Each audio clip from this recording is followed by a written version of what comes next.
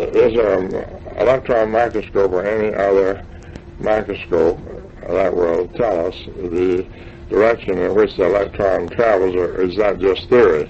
That is not theory at all. There's a number of ways to tell the direction in which the electron flows. For instance, let's take an example first before I give you the method by which we can tell the direction in which it flows. For instance, what is the difference between a negative charge of electricity and a positive charge? The difference is the direction in which the electrical current flows is the difference between a negative charge and a positive charge. The dynamo puts off only anions, but in order to return to the dynamo, it must go back in cation form. In other words, the power must be increased a few hundred times in order to get back there, or else it would never return, and therefore electricity would only be started. Now, the oscilloscope is one instrument that tells us in which direction the electron travels in orbit. It actually shows it on the screen. Not only that, but there's another instrument that's just recently come out that's called frequency instrument to measure frequencies that shows the direction of which the electron travels.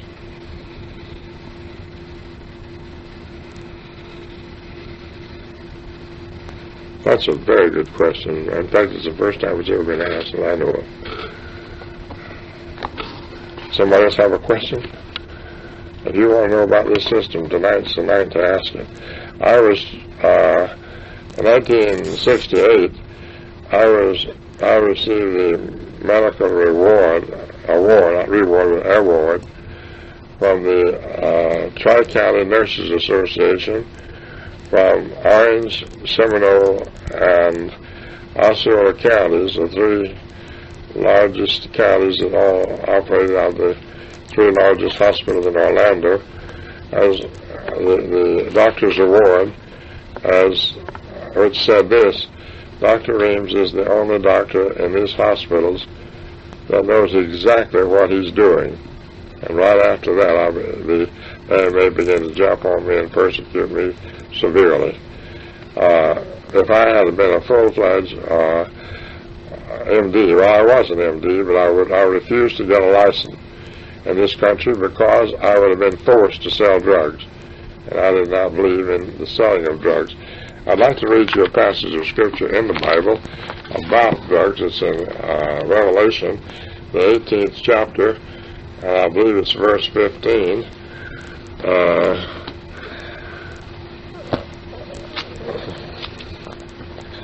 No, it's verse 23:18.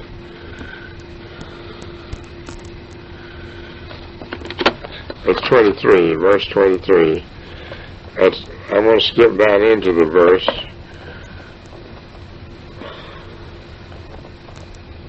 Thy merchants were the great men of the earth, for by their sorcerers were all nations deceived.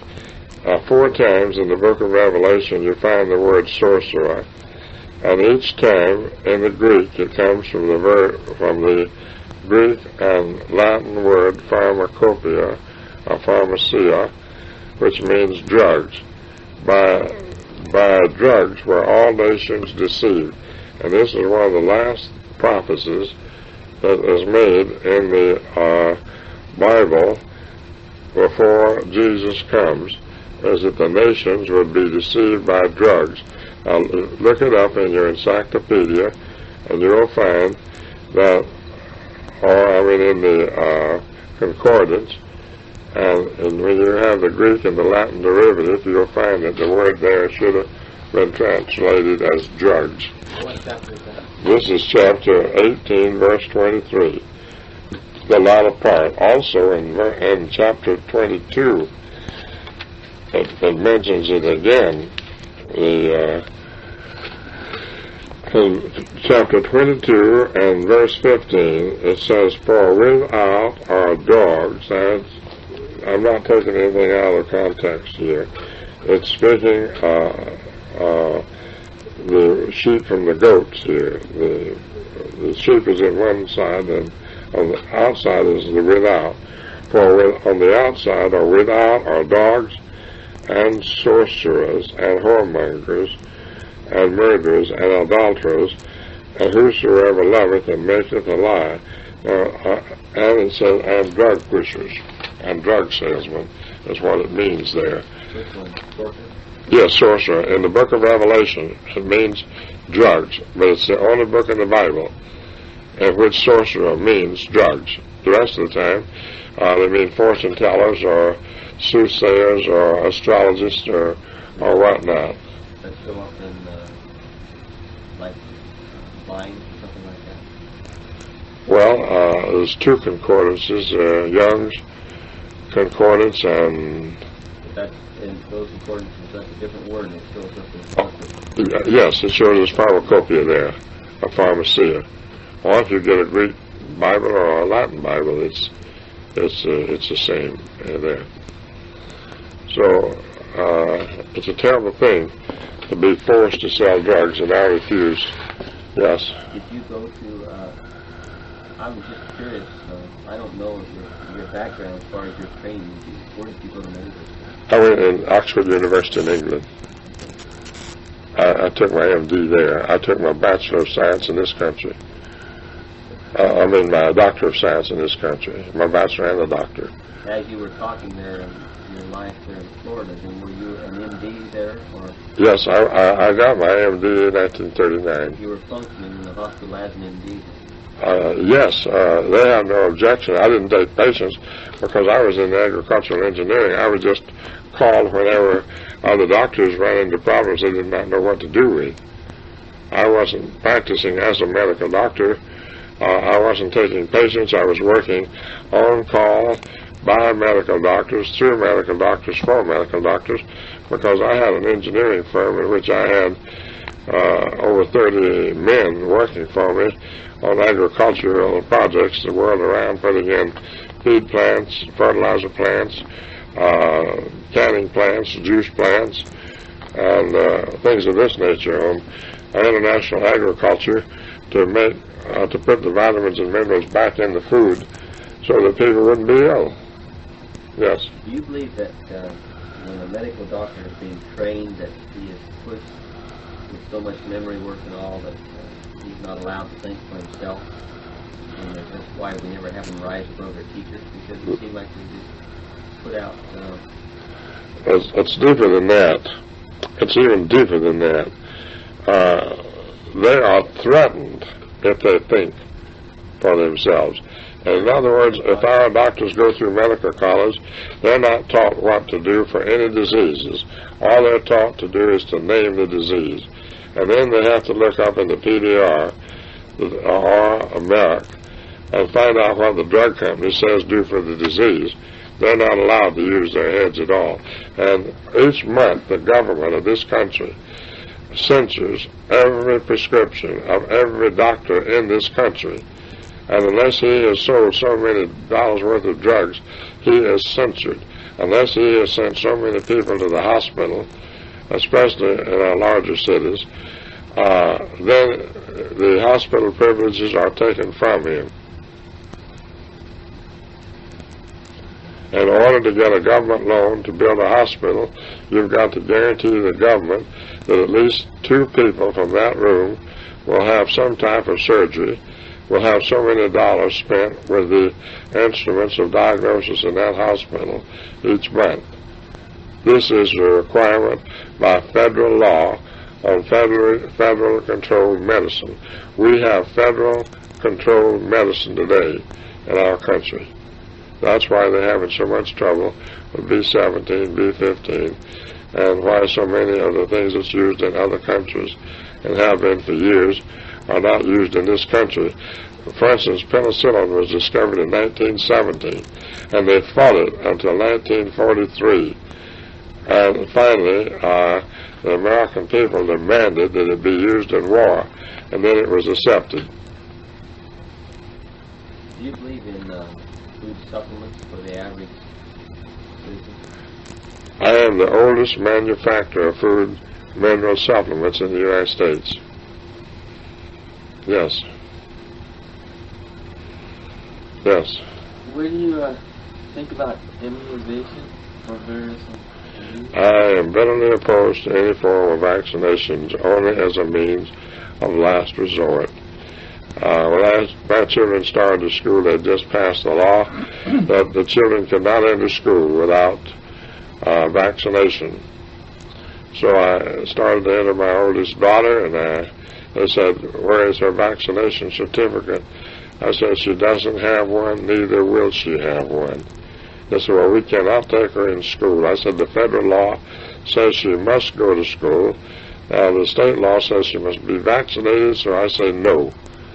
You're going to obey the federal law, but I'm not going to obey the state law, because I do not believe in vaccinations. Now, if you don't take my child, I will enter suit against you as the principal of this school, which was a very good friend of mine, and also the entire board, county school board. And they said, "Well, you don't be hasty about it." Says, "Give us about a week to think it over." This was a couple of weeks before school started.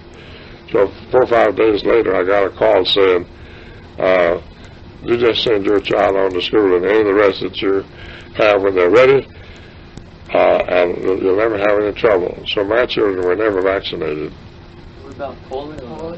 No, they were never vaccinated for polio. Isn't polio a good vaccination? No. It caused more deaths.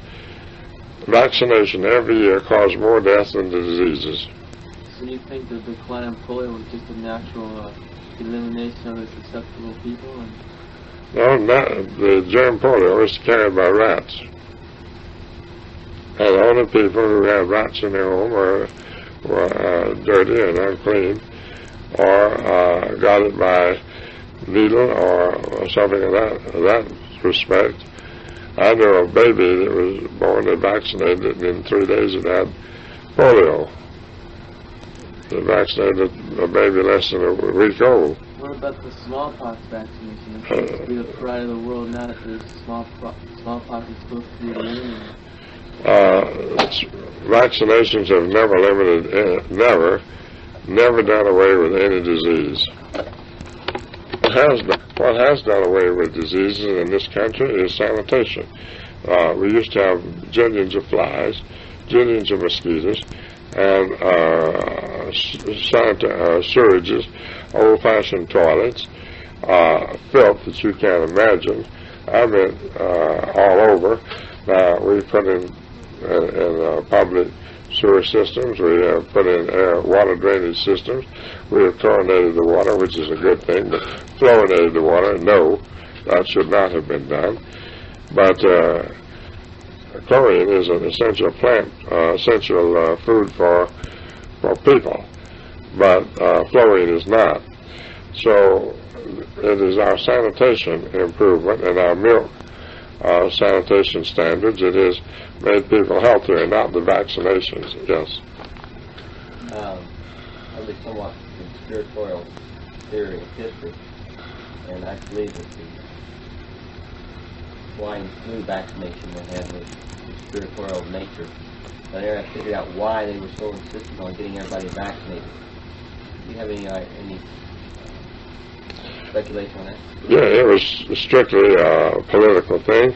For instance, it was predicted 3 years in advance that it was coming to get the people ready for it. And then whenever something came up, they claimed that that's what it was and scared the people through newspapers, scared them to get them into the doctor's office, and then it backfired on them without any test or anything else. Now they're down on Leotrel and B-17, or Omegdala, which is the same thing, and B-15, and yet that was never tested by the government at all. And there are people that killed and maimed over 400,000 people in the United States. That's swine flu? Yes.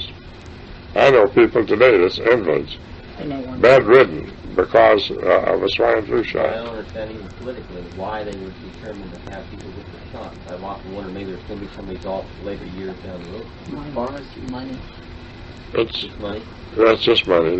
See, the pharmacists really control the political people. They put up the money for the people to get elected, and therefore they become peons of an industry. I ran for Commissioner of Agriculture in 1960 for Florida. Not that I wanted the job, but this was the time that payola had come into our agricultural produce business, and there was an attempt of taking over our agriculture by the mafia, and I was able to stop that by running for Commissioner of Agriculture. And on a number of platforms, I was against the